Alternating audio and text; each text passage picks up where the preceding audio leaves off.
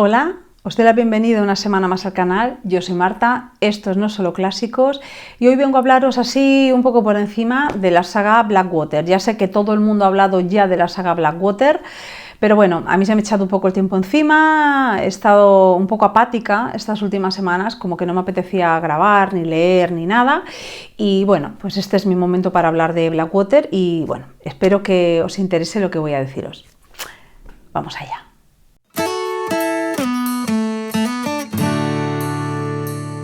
Bueno, es una sola novela realmente, pero publicada en 6 volúmenes. El autor es Michael McDowell, que es un autor del que ya os he hablado en el canal hace muchísimo tiempo, en los inicios del canal, cuando grabé un vídeo con motivo de un Halloween para hablaros de mi novela favorita de terror y dije que eran Los Elementales de Michael McDowell. Así que cuando me enteré que Blackie Books iba a publicar estos libros de los que yo nunca había oído hablar, enseguida supe que los quería leer. Yo tuve acceso, no sé si os acordáis de esto, primero Blackie Books grabó un vídeo oscuro en blanco y negro, tétrico, para presentar la saga, ¿no? Una saga matriarcal llena de violencia, bueno, en fin, que transcurría en el profundo sur de los Estados Unidos, y a mí el vídeo me gustó, pero no me quedé con qué editorial lo había hecho. Así que subí una historia en Instagram preguntando, oye, dando las indicaciones del vídeo, y a ver si alguien me podía ayudar. Y fue Esther Asher, que yo había hablado con ella y de hecho ella me había avisado a mí, me había dicho, ¿ves lo que va a sacar Blackie Books? Yo creo que nos va a gustar. Y fue ella la que me dijo, oye, fui yo la que te lo dije y es esta obra. Bueno, pues desde ese momento, desde los inicios, yo estoy siguiendo esta saga porque sabía que me iba a gustar. Creé un grupo, porque hay novelas que tengo el pálpito de que en lectura conjunta van a funcionar bien y nos lo vamos a pasar fenomenal. Y esta era una de ellas. Creé un grupo sin pretensiones, la verdad, un grupo. Pensad que yo, el canal que tengo, la mayor parte de la gente que me sigue es sobre todo lectura de clásicos. Luego, obras de estas, que son más bien, le van a gustar al lector, por ejemplo, de Stephen King, ¿vale? Lectores como de terror y tal, pues igual no tengo tantos seguidores que lean este tipo de literatura. Yo pensé que seríamos un grupo pequeñito. Bueno, pues yo creo el grupo con un enlace y hago mis cosas por la tarde y de repente a las 2 horas de crear el grupo tengo 80 personas en el grupo. Ese ya fue el primer susto. Pero es que a los 2 días de repente éramos muchísimas más de 200 y me enteré, porque yo no tengo Twitter, me enteré de que alguien del propio grupo le había avisado a Blackie Books de que yo había creado ese grupo y Blackie Books lo había subido creo que a Twitter con el enlace, bueno, algo así, ¿no? Y entonces estaba entrando muchísima gente. Nosotros lo hicimos de la siguiente manera. En Telegram sabéis que se pueden crear temas dentro de los grupos. Entonces dejamos el grupo general, bueno, para hablar de nuestras cosas y recomendar otros libros y demás, pero luego creábamos una pestaña, ¿no? Como un grupito aparte, para ir comentando los libros sin hacer spoilers, porque aquí sí que los spoilers pueden fastidiar mucho, yo lo entiendo. A mí no, a mí los spoilers no me fastidian, pero yo entiendo que la gente pues le fastidian. Entonces, incluso salimos en el periódico, es que fue muy gordo lo que se montó con este grupo. Salimos en el periódico, no sé si todavía conservo la captura que me pasaron, pero bueno, os la pondré por aquí, ¿vale? Que es que me pareció gordísimo todo. Y lo leímos en un estado que yo diría que era casi de enajenación. ¿Por qué? Porque yo creo que esto se publicó así no porque Blackie Books quisiera, sino porque el propio autor pidió que se publicara así la novela. La novela da para esto, es decir, yo creo que ahora, si podéis comprar los 6 libros seguidos, o aunque no los compréis seguidos, compréis el primero y lo acabáis esa mañana y esa misma tarde podéis comprar el segundo, quizás os vais a perder toda esta parte tan divertida que nosotros vivimos juntos dentro del grupo de lectura, que era acabar el libro en 1 o 2 días, porque estos libros son de lectura facilísima, te pones a leerlos, son súper dinámicos y acabas enseguida, son muy entretenidos, y era esperar 15 días, porque publicaba cada miércoles y miércoles no, se publicaba, Blackie Books publicaba uno de sus volúmenes. De hecho, se hizo, hombre, viral, no tanto como viral, pero se generalizó bastante el hashtag miércoles Blackwater, porque el día que salía el libro estábamos todos en la librería, vamos, esperando a la puerta a que abrieran, ¿no? Para conseguir nuestro volumen. Y lo pasamos muy bien, porque lo que hacíamos entre que terminábamos de leer un libro, que ya os digo, lo leíamos en 1 o 2 días y comenzábamos con el otro, esos 10, 15 días que nos quedaban, era elucubrar qué es lo que iba a ocurrir. ¿Y basándonos en qué elucubrábamos? Bueno, basándonos en la propia historia y basándonos en las ilustraciones de Pedro Oyarbe, que es el ilustrador, que es una absoluta maravilla. Mirad este. Voy a enseñaros uno veréis. Este a mí me recuerda, mirad qué cosa tan preciosísima, pero sobre todo esta parte de aquí a mí me recuerda a el preciosismo de las cubiertas de las novelas victorianas. Esto es una maravilla. Yo no sé si tendría esa intención el autor, el ilustrador, habría que preguntárselo. Este me encanta también, o sea, son muy bonitos. Bueno, pues todos estos libros están llenos de pequeños detalles sobre la trama. Entonces, cuando nosotros todavía no teníamos el libro para, por ejemplo, este ojo, este corazón, es que no es casual nada, ¿no? Cuando nosotros todavía no teníamos los libros, pero Blackie Books ya tenía en su Instagram la foto de la nueva cubierta, lo que hacíamos era ampliar la cubierta y mirar los lomos, mirar todos los detalles, perdón que está al revés, mirar todos los detalles para ver si podíamos saber por dónde iba a seguir la historia. Así que fue divertidísima. ¿Cuál es mi balance lector? Pues mi balance lector es inmejorable. A mí me divirtió mucho. Sí quiero dejar claro que la mayor parte de la gente que me escucha es lectora de clásicos y sinceramente si son lectores de clásicos yo no creo que vayan a disfrutar de esta historia, pero igual me equivoco y la disfrutan mucho. Yo no quiero engañar a nadie porque al final cada libro son unos 9 euros aproximadamente, al final casi te gastas 60 euros en los libros, creo que es una cantidad de dinero importante y que tenéis que saber lo que hay para luego decidir si comprar o no, ¿no? Pero si sois de los que disfrutáis, por ejemplo, leyendo a Stephen King, yo creo que vais a disfrutar mucho más todavía con este autor. Bueno, o por lo menos me pasa a mí, ¿no? A mí me gusta mucho Stephen King, yo sé que Stephen King no es ahí el mejor escritor del mundo, pero para mí es extraordinario porque lo que a mí me da cuando leo su literatura es, todavía releí hace poquito Carrie y me pareció maravilloso. Pues a mí este autor me gusta todavía más. Y tiene cosas que a mí me recuerdan a Stephen King, salvando las distancias, ¿no? Porque sabéis que Stephen King es muy amante de las historias de pueblecitos, ¿no? Donde de repente llega alguien de fuera y son pueblecitos en los que ocurren cosas raras. Bueno, pues esto es un poco lo que nos vamos a encontrar aquí. No voy a contar ni un spoiler, lo que voy a contar son las 5 primeras páginas del primero de los libros, porque es la única manera que tengo de poneros la miel en los labios para que os interese después seguir leyendo. La historia transcurre a principios del siglo XX y se desarrolla a lo largo de muchísimo tiempo. Vamos a ver varias generaciones de la familia Kasky, que son los protagonistas. Empieza a principios del siglo XX en un pueblo de Alabama que se llama Perdido. Perdido queda en la confluencia de 2 ríos, el río Perdido y el río Blackwater. Cuando nosotros comenzamos la obra, por eso se llama La Riada, el río se ha salido, ¿no? Ha inundado el pueblo y ha muerto gente, ha habido pérdidas materiales incalculables y mucha gente ha sobrevivido, bueno, yo que sé, rescatando 4 enseres que han podido, subiéndose a una especie de loma donde había alguna casa y bueno, allí los vecinos como que los recibieron. Pero están esperando que bajen las aguas para poder ver realmente las pérdidas que se han tenido, ¿no? Los Kasky es una de las familias más importantes de Perdido, son dueños de un aserradero. Y al inicio nos encontramos con uno de los Kasky, con Oscar Kasky, en una barca con su criado negro. Y digo que es criado negro porque estamos en Alabama a principios del siglo XX y el tema racial es importante, ¿vale? El caso es que Oscar Kasky va en una barca sobre todo en medio de las casas porque el río lo ha inundado todo, se ven los tejados y poco más, para comprobar si su casa ha sobrevivido más o menos bien y cómo está el aserradero. Y pasan por delante de un hotel, que ahora mismo no recuerdo el nombre, la verdad.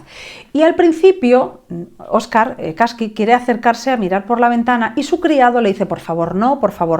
Mirad, los que habéis leído más obras de Michael McDowell sabéis que cuando sale una casa extraña, mirar por la ventana de esa casa nunca trae nada bueno. Entonces, como yo ya había leído otras obras de Michael McDowell, concretamente Los Elementales, ocurre algo con casa abandonada y ventana a la que te asomas, pues yo estaba esperando un poco que me dieran ahí el primer susto, porque se crea un ambiente muy, muy inquietante, ¿no? Al principio no ven nada por la ventana, pero se dan la vuelta un segundo y al regresar otra vez a mirar por la ventana se encuentran a una mujer sentada de espaldas. Esa mujer es Elinor Damner, es una mujer muy bella que acaba de llegar al pueblo, que lleva desde la riada, o sea, esos 2 días o 3 días, esperando sin comer ni nada, ¿no? En la propia habitación, esperando a ser rescatada por alguien. La suben a la barca y se la llevan a, bueno, esa loma en la que está el resto del pueblo. Pero ella dice que sus pertenencias están en 2 maletas que se han quedado en el hotel. Una, bueno, tiene ropa y demás, pero la otra es la verdaderamente importante porque es la que contiene todos sus documentos y también sus credenciales laborales, porque ella ha venido al pueblo para ser maestra. En principio, esto extraña porque el puesto de maestra no estaba vacante cuando ella llega, está vacante después de la riada, porque la maestra decide que, como es bastante posible que el río vuelva a salirse y armar de las suyas, pues que ella se va a ir a vivir a otra parte que pueda estar más tranquila. Entonces ese puesto queda vacante, pero Elinor no tiene manera de saberlo cuando llega al pueblo. Ese es el primer misterio. Y el segundo misterio es que el criado que había acompañado a Oscar Kasky en la barca es el que, a regañadientes porque tiene miedo y no quiere ir, regresa nuevamente al hotel.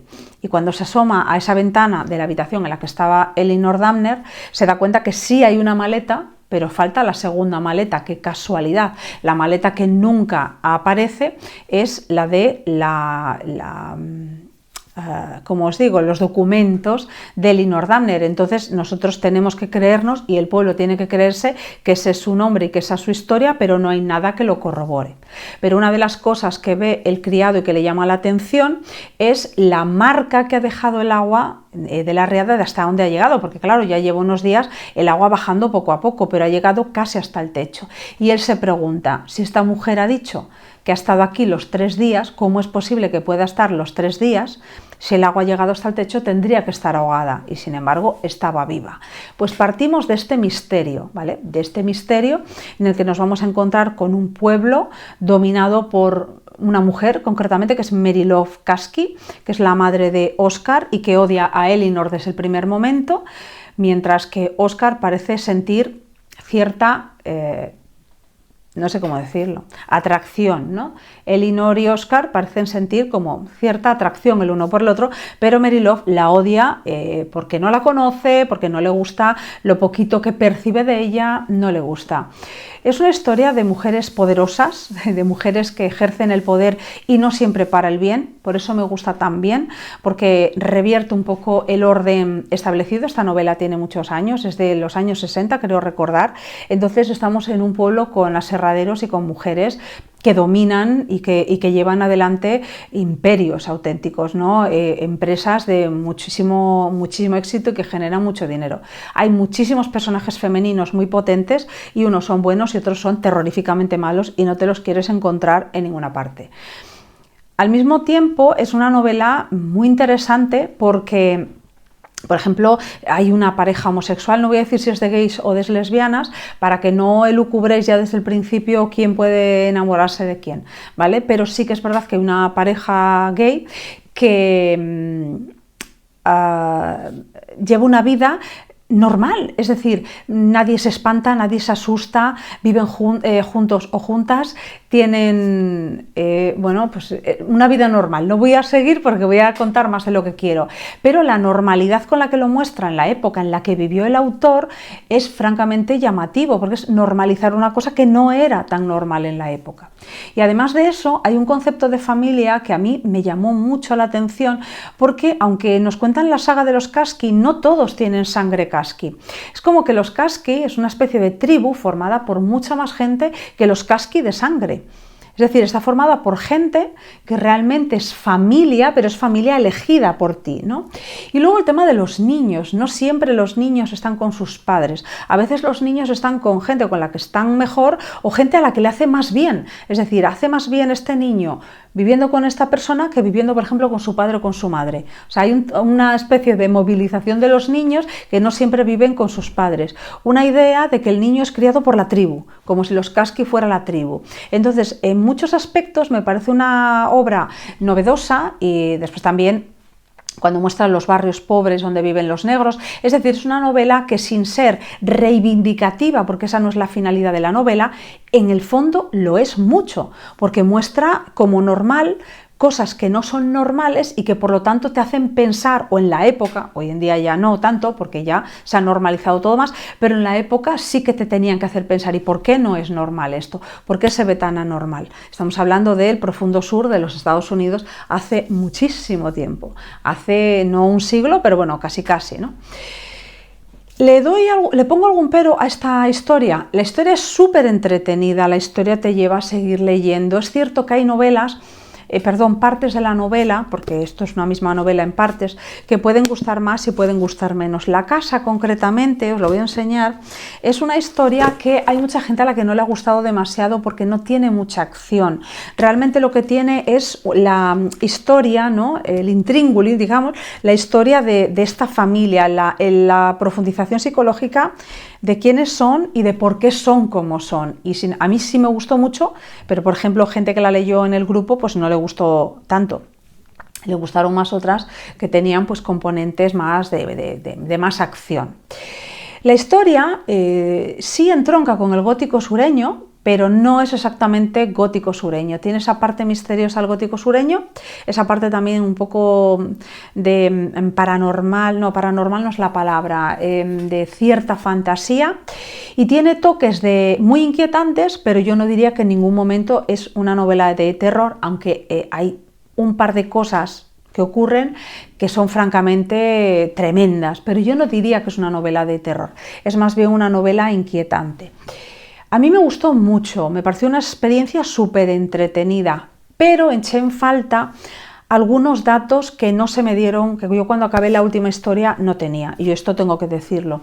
Yo estoy muy de acuerdo con esa idea de que la literatura, la buena literatura, no tiene que contarlo todo, no es necesario contarlo todo. Hay que asumir la inteligencia del lector y que por lo tanto sea el lector el que rellene ciertos huecos porque no sea necesario decir ciertas cosas, ya que la propia historia las da por sabidas. Mi problema es que no es eso lo que ocurre aquí. Yo echo en falta, y no voy a decir de qué personaje para no hacer ningún tipo de spoiler, pero yo echo en falta saber las circunstancias del pasado de alguien que no se me han contado y por lo tanto no queda del todo claro una parte de la trama. ¿Está atado lo principal? Sí, lo principal está atado y bien atado, pero echo en falta ese otro plus que, aunque no sea sustancial para toda la trama, sí lo es porque realmente no tengo ni idea de lo que no se me cuenta. No es como cuando hay novelas que tú lees, hay una parte que no se te cuenta, pero el propio presente del personaje te hace entender el pasado sin que se te cuente. Aquí hay cosas que yo nunca sabré. Claro, quizá para el autor no fueran importantes y para mí sí, porque a mí toda esta parte más fantasiosa de la novela me fascinó, ¿vale?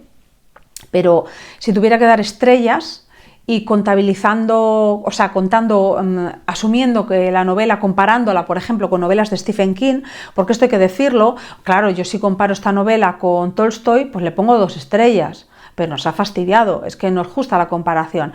Pero si comparo esta novela, esta saga, con, por ejemplo, novelas de Stephen King, pues yo le daría 4 estrellas de 5. O sea, me parece una muy buena lectura que los amantes de Stephen King van a disfrutar. Eso sí, y lo tengo que decir, para mí Los Elementales es muchísimo mejor. De hecho, para mí Los Elementales es un novelón. Y ahora que sé, esto no recuerdo si os lo he dicho ya, ahora que sé que Blackie Books la va a reeditar, estoy contando los días y cuando salga de Los Elementales yo la voy a releer y voy a hacer también grupo de lectura, por supuestísimo, porque yo creo que hay obras que en grupo se disfrutan más, a pesar de las muchas críticas que hay últimamente, si habéis estado en redes sociales, si leéis la prensa, en torno a las lecturas conjuntas, ¿no? Hay desde una chica que dijo que si los hombres no participaban en las lecturas conjuntas era porque no les interesa tanto lo que opinen los demás o no están acostumbrados a intercambiar ideas, o bueno, parece ser que está sacado de contexto esto que dijo, pero que yo no le encuentro ningún sentido, francamente. Y también Olmos decía que pero es que a Olmos siempre lo leo en plan irónico. O sea, yo sí creo en el fondo que Olmos, cuando dice que los clubs de lectura son una idiotez, piensa que son un poco una tontería, ¿no? Pero que en el fondo creo que no le da tanta importancia como en el artículo, que el artículo lo exagera un poco porque es un provocador nato y, bueno, quiero decir que hay gente que habla mal de los clubs de lectura y yo tampoco entiendo por qué nos ofende tanto a los que participamos de vez en cuando en clubs de lectura que haya gente que hable mal de los clubs de lectura. ¿Os dais cuenta de lo sensibles que somos? O sea, de lo terriblemente vulnerables que somos cuando se meten con algo que nos gusta a nosotros, parece que se meten con nuestra propia madre. O sea, hay maneras de reaccionar que si alguien se mete con mi madre, hombre, me va a encontrar, porque a mí el que me busca me encuentra, pero porque se metan con mi libro favorito, se metan con mi forma de leer, o digan que si participo en un club de lecturas porque pues no soy muy espabilada, pues chico, no lo sé, pues igual no soy tan espabilada, o sí lo soy, y el que no es espabilado es el otro. ¿Qué más nos da? No nos hagamos mala sangre con esas cosas, pero aún así, lo dicho, Olmos, que yo a veces lo leo, tiene cosas muy interesantes. No estoy de acuerdo en esto de los clubs de lectura, yo creo que se puede intercambiar ideas muy interesantes. Luego voy a hablar de un club de lectura en el que he participado y que me lo he pasado fenomenal y he estado más escuchando que hablando, porque yo tengo la sensación de que me paso la vida hablando de libros, pero yo quiero escuchar a la gente hablar de libros. Es decir, no sé si os pasa a los que tenéis canales de YouTube hablando de libros o Instagram, que llega un momento que te cansas de ti misma, te cansas de dar tu propia opinión. Tú dices, pero por Dios, el resto tiene que tener opiniones, por favor que me las den, yo quiero escuchar. Entonces, luego os voy a hablar de un libro que he participado en un club de lectura con él y he estado más de oyente que de otra cosa, porque decían cosas tan interesantes. Pero bueno, los clubes de lectura, pues como todo, depende. Si te encuentras con gente que es más o menos afín a ti y demás, pues se puede crear un ambiente estupendo y si no, pues nada. Y lo dicho, no nos ofendamos tanto cuando la gente se mete con aquello que nos gusta. ¿Qué más nos da? Cuando algo nos hace felices, ¿qué más nos da lo que opinen los demás? Por Dios, si hemos venido aquí a disfrutar. La vida son, como dice un amigo mío, la vida son 2 días y encima uno es domingo y está todo cerrado.